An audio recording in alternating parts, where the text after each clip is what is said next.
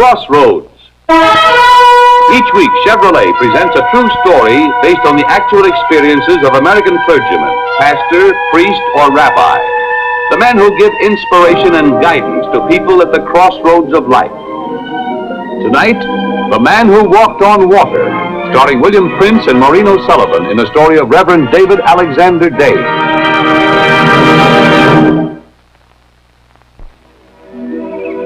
Liberia, West Africa.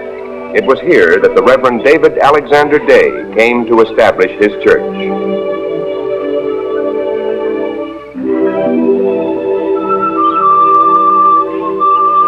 See? Good work. Now, we'll see if Mrs. Day is ready for the furniture.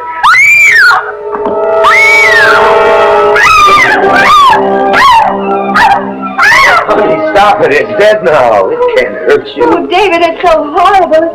It crawled at me from under that sack. I'm so frightened.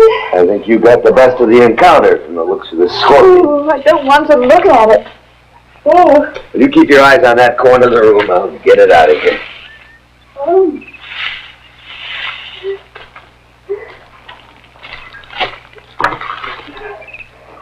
Is it gone yet? It's all gone. Well, how's the homemaking coming? Oh. You know, I'm about ready to knock the crates off some of our furniture. Well, before I permit one stick of our furniture in here, I'm going to clean house. Excuse me. Until then, I gather we're not at home. No.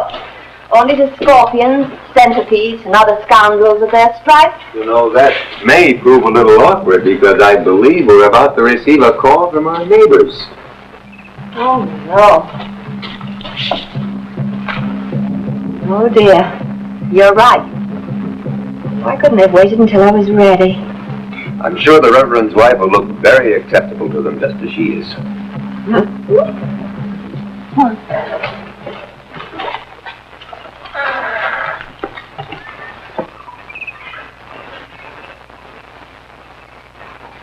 Gentlemen, as you can see, Mrs. Day and I have hardly moved in as yet. However, we are highly honored that the elders of the village should call on us. We are the honored ones, Reverend. You have made us feel very welcome here, Chief. Mrs. Day and I feel that we are among good friends. Our mission here is to help you. Dance करबे, dansa तो वैसे बाला.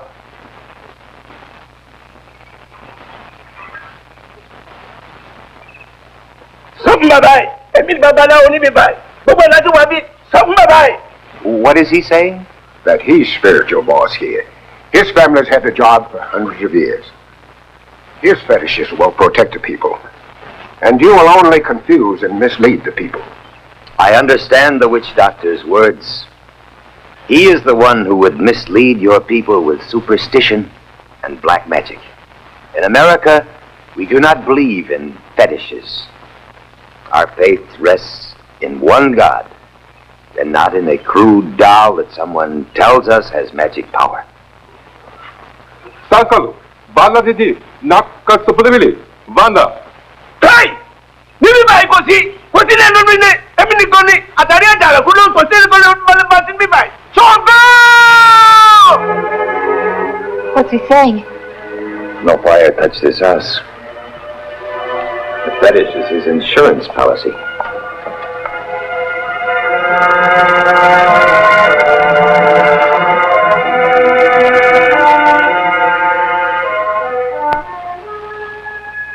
If the fetish of the mighty witch doctor protects my house, I am grateful. Sankabo, dansa banda, vana. No man wants the roof to burn down over his head.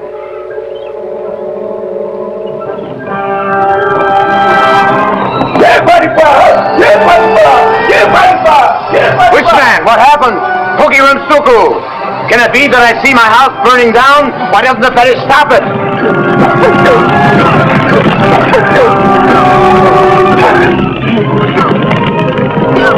We are deeply sorry over the loss of your house, Reverend Day. We'll build another house, Chief. And this one won't depend on fetishes. Thank you for calling on us. Oh, thank you.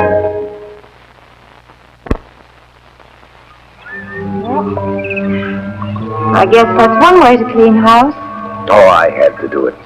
That witch doctor won't give up his power over these people without a fight. I couldn't ignore his challenge. Nothing serve any good purpose by staying here. No, I suppose you couldn't. But I'm just wondering, what are we going to use for a roof? Well, as I told the chief, we'll build a new one. I know, but in the meantime... In the meantime, we'll be grateful that it's a mild climate.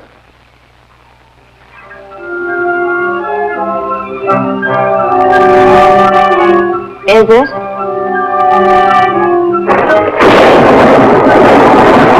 my goodness. Well, at least it isn't snowing.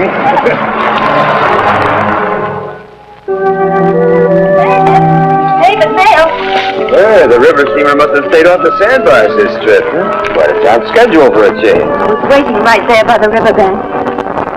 This one looks important. The general synod of our church.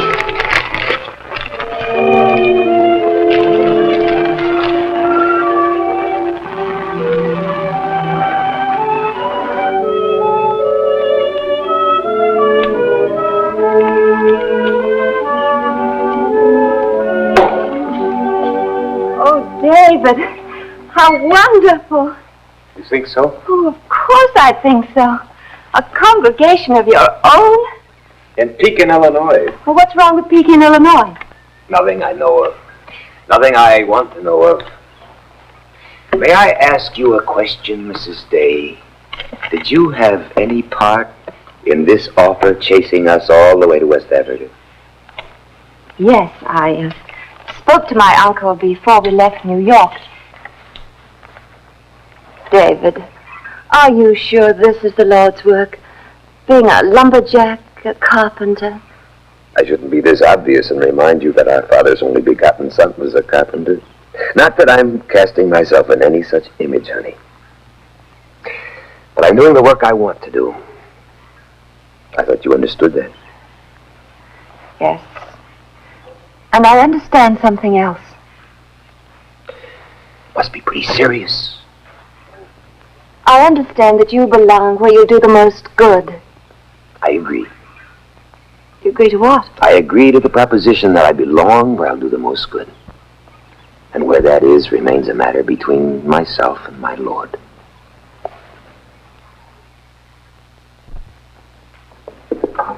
There we are.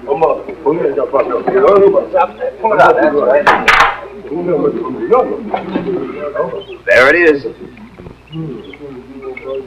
It's called a walking plow. You see, you hitch the mule to this end with a single tree, and then you guide it down the furrow with these handles. We can really start to cultivate some land now. My mother told us about such things like this being used in America, and the wonders they perform. You'll see it right here, Chief. We'll clear the land and plant it, and then you people will have food to eat and to trade. Oh, excuse me, Chief. Is there anything I can do for you, honey? No, I just came out to get this box of books the riverboat brought in. Sure it isn't too heavy.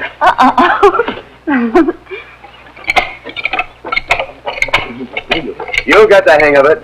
Now, here is what I plan to do. You see, here's the river. Honey, what is it? What's the matter?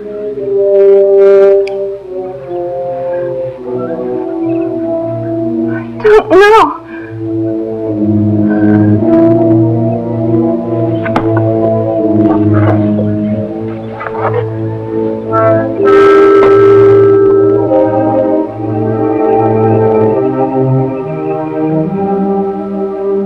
You're not a very cheerful sight. I'm not very cheerful. I've had to be a little honest with myself this afternoon. While you've been lying there, and the Reverend David Day isn't quite the noble figure I'd pictured. He's the noble figure I married. Very noble. Sacrificed his wife's health to his own sense of importance. Oh, David, we don't know that my health has been sacrificed. It's probably some little thing that could have happened in Pekin, Illinois. But if we were in Pekin, we'd know. We wouldn't have to wait days for a doctor to come 200 miles upriver. David, What about your call to work here with these people? That's an important consideration. Not anymore. Oh, David, you're wrong. You're very sweet, but you're very wrong. I couldn't be more sure of it. Not after this afternoon when I saw you with that wonderful plow and the natives making plans. That's the only consideration that counts. I don't know, honey. I don't know. Oh, but I know. You've started something here. Very beautiful and important, and you've got to finish it. I don't know how, but somehow we are going to finish it.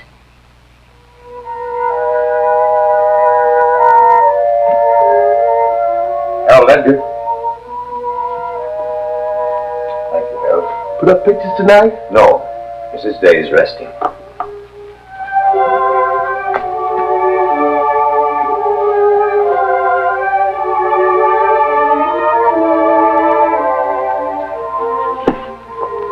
Put up pictures tomorrow? Maybe we'll wait until Mrs. Day can tell us where she wants them. But there's no reason why you can't look at them tonight.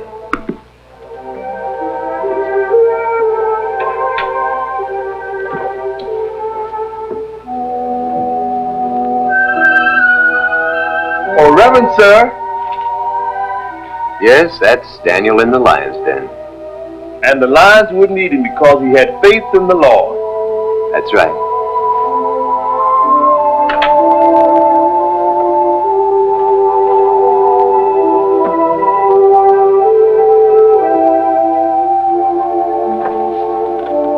Reverend Sir, I do not understand this picture. People walk on water. Is that like Moses in the Red Sea? No, Harold, this isn't a religious picture. These people are ice skating.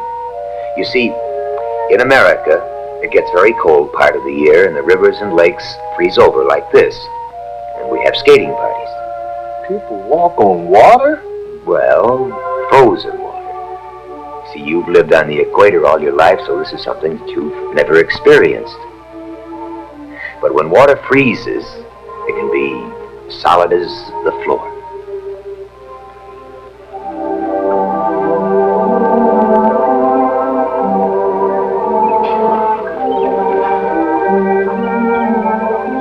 My mother told me many things about Americans, but she did not say they could walk on water.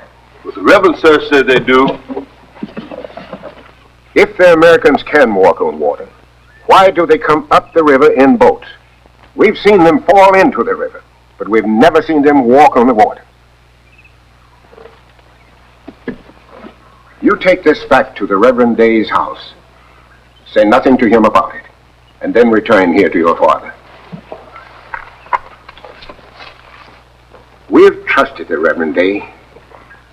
He speaks of changing the old way for a new kind of life. But if he speaks false words, I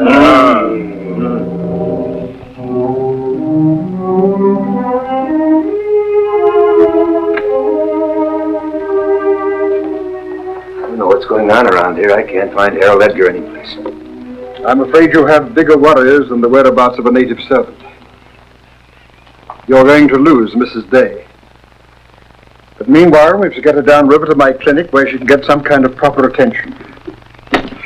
You're certainly a tactful man, Doctor. I don't practice tact, I practice medicine, but not in a place like this. My first visit and my last, I hope. But you could be wrong. I've been known to be, but not about pernicious anemia, unfortunately. When I see something like this, I know that someone has to pronounce sentence. It might as well be me. It might as well be blunt so everyone can get over it and start thinking straight. I don't expect to be popular when I can't heal a patient. I'll be in the other room.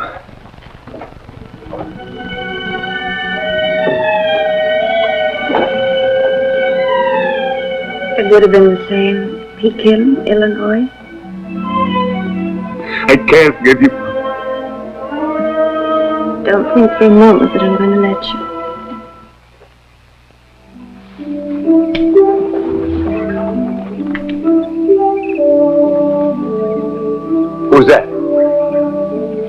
Reverend, sir. Oh, Harold Edgar, I've been looking for you. I need your help.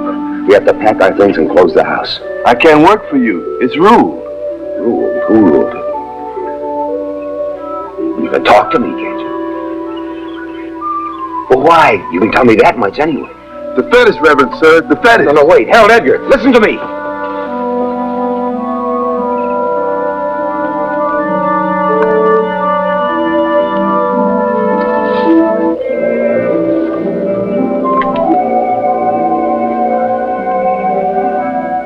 I didn't help the Reverend. I told him I couldn't. But you knew about the fetish and what it means to speak to one who's under the spell of the death spirit.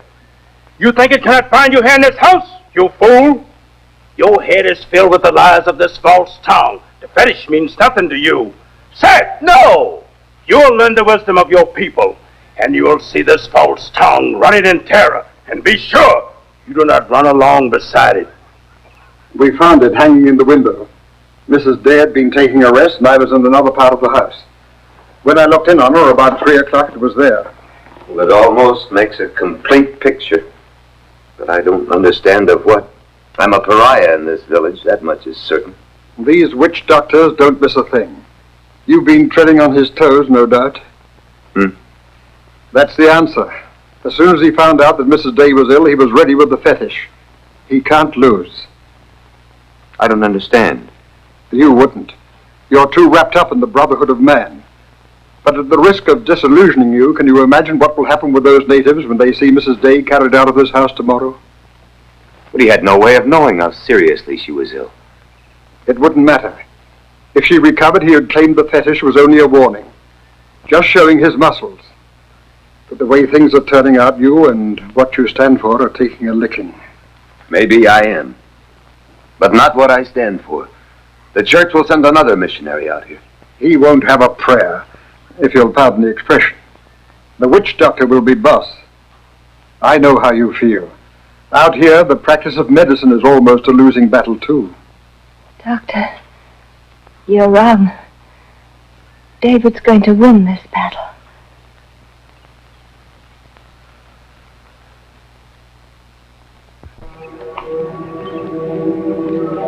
I'm not sure about this. I am. David, don't touch me. Even if I start to fall. Can she do it? She believes she can. Well, what do you believe? We can't stop her from trying. Shouldn't be letting you do this. I'm not going to let any witch doctor make a convert because of me.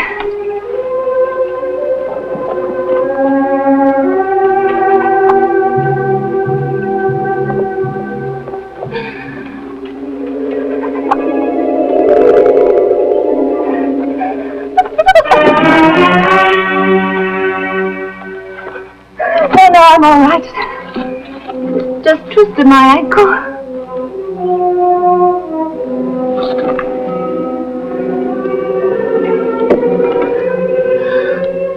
I can't make it. I can't Doesn't make matter, honey. I don't care what they think. Reverend, sir, it's dust spirit, the fetish. Make the witch doctor take it back. You give it him with our compliments. Oh, it's the dust spirit. Only the Reverend can do it. What can I do, Harold? Show them when you get to the river before you get on the boat. But I don't understand. What do you want me to show your people? Show them that an American can walk the water. Like the picture. You can do it. Just a few steps, Reverend Sir. Then they'll take the fetish away and you can stay. You mean the ice skating picture? Yes. You told them? And they had the witch doctor set a fetish on me because I told a lie. Chief, I have not lied to this boy nor to anyone. Then walk on water.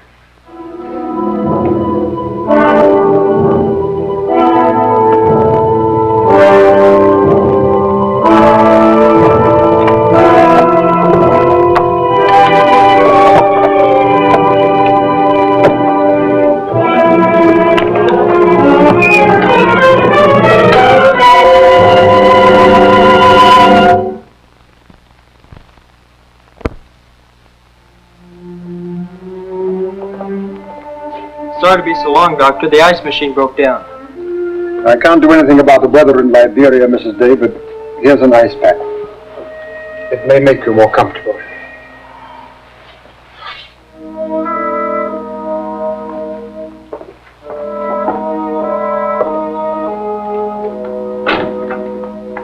David, this is the last time.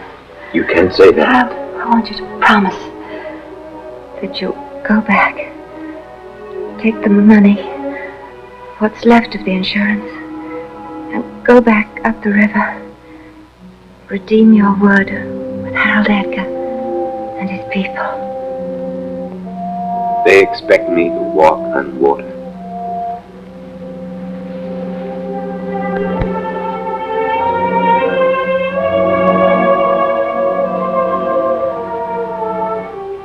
You will.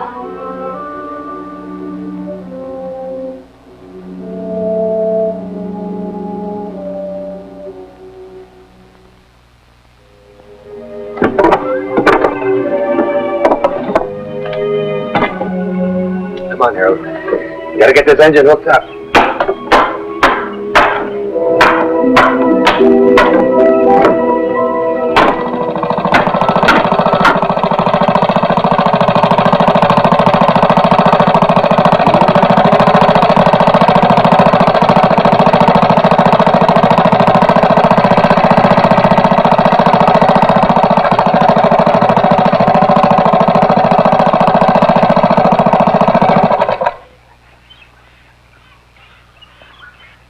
You have asked to see a man walk on water. I'm now ready to show you. Your witch doctor has told you that any man who tells you that it can be done speaks a lie. I will now show you that he is wrong.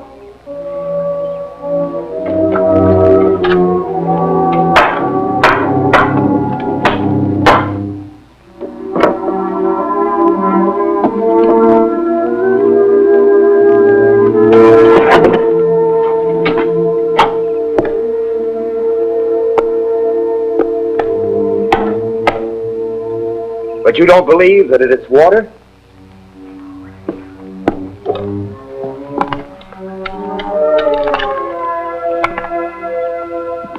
Chief, hold out your hand.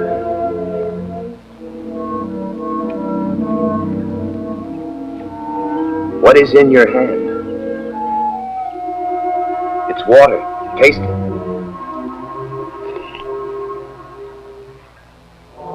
And this is frozen water called ice. It's fire. It burns. It is water on which a man may walk, even as I have told you.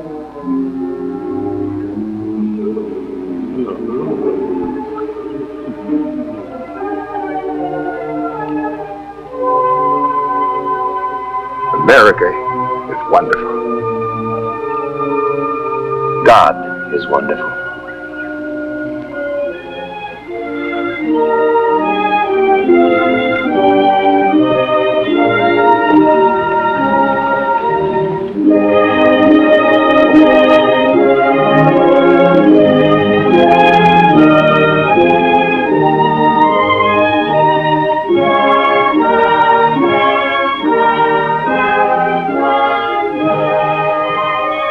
Thank you, Mrs. Day, for this miracle. Stories for Crossroads are selected by our Board of Advisors, Captain Maurice M. Witherspoon, Father George B. Ford, and Dr. William F. Rosenblum.